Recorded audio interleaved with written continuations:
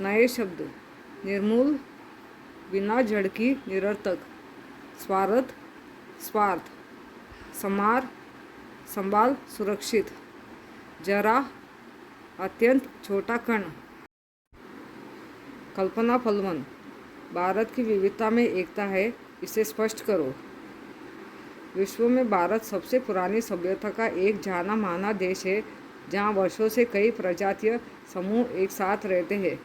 भारत विविध सभ्यताओं का देश है, जहाँ लोग अपने धर्म और इच्छा के अनुसार लगभग 1650 भाषाएं और बोलियों का इस्तेमाल करते हैं। संस्कृति, परंपरा, धर्म और भाषा से अलग होने के बावजूद भी लोग यहाँ पर एक दूसरे का सम्मान करते हैं, साथ ही भाईचारे की भावना के साथ रहते हैं। आमतौर पर विभिन्न राज्यों में रहने वाले लोग अपनी भाषा, संस्कृति, परंपरा, परिधान, उत्सव, रूप आदि में अलग होते हैं, जैसे कि बंगाली, महाराष्ट्रियन, पंजाबी, तमिलियन आदि के रूप में जाने जाते हैं। फिर भी वो अपने आप को भारतीय कहते हैं, जो विविधता में एकता को प्रदर्शित करता है। भारत में लोग अपनी संपत्ति के बजाय आध्यात्मिकता, कर्म और संस्कार को महत्व देते हैं, जो उन्हें और पास लाता है। अपने अनोखे गुण के रूप में यहाँ के लोगों में धार्मिक सहिष्णुता है, जो उन्हें अलग धर्म की उपस्थिति में कठिनाई महसूस नहीं करने देती। भारतीय लोगों की इस तरह की विशेषताएं यहाँ पर विविधता में एकता को प्रसिद्ध करती है और दुनिया भर में भारत को प्रसिद्ध दिलाती है। सूचना के अनुसार कृतियाँ करो। इन बातों में अलग होकर भी हम सब एक है।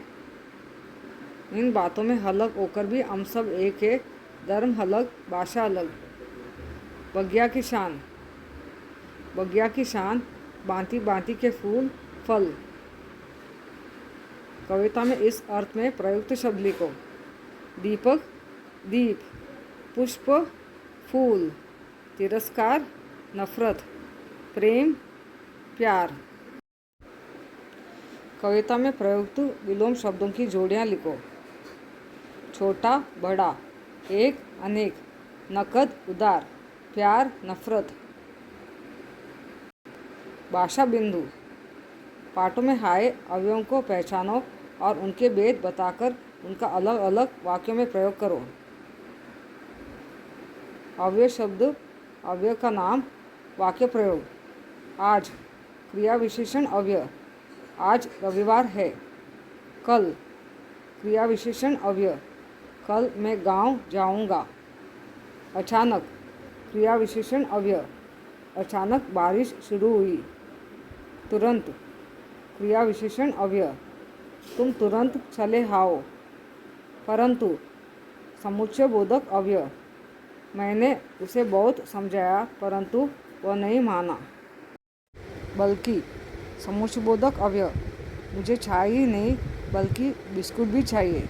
और समुच्चय बोधक अवयव। राम और गीता स्कूल जाते हैं, इसलिए। समुच्चय बोधक अवयव। बारिश शुरू हुई, इसलिए मैं छाता लेकर चल पड़ा। के लिए, संबंध सूचक अवयव।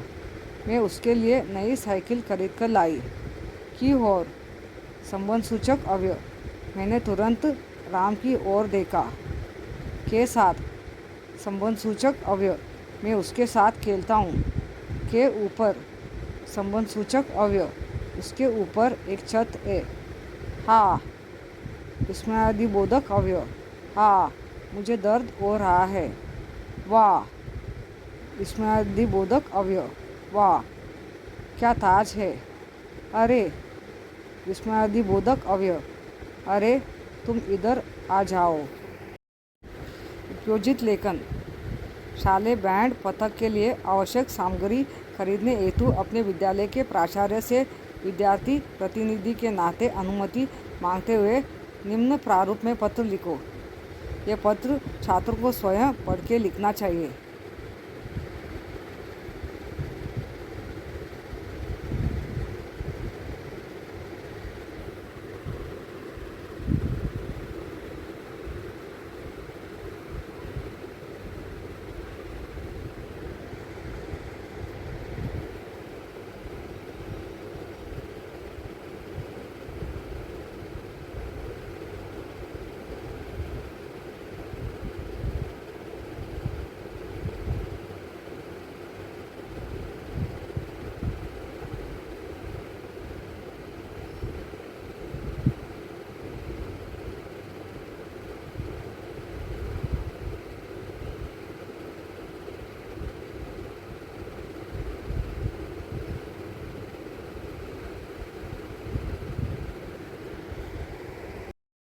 स्वयं अध्ययन।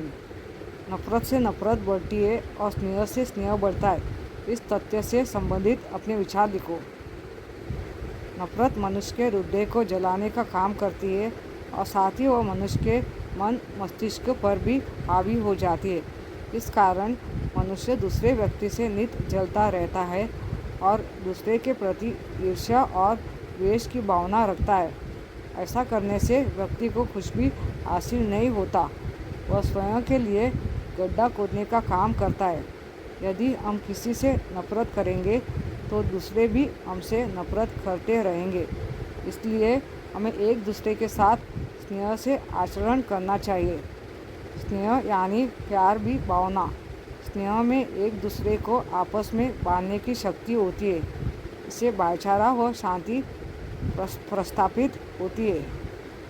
समाज में प्रेम का प्रचार एवं प्रसार करने से व्यक्ति पूजनीय बन जाता है और उसे प्रेम के बदले में प्रेम ही मिलता है।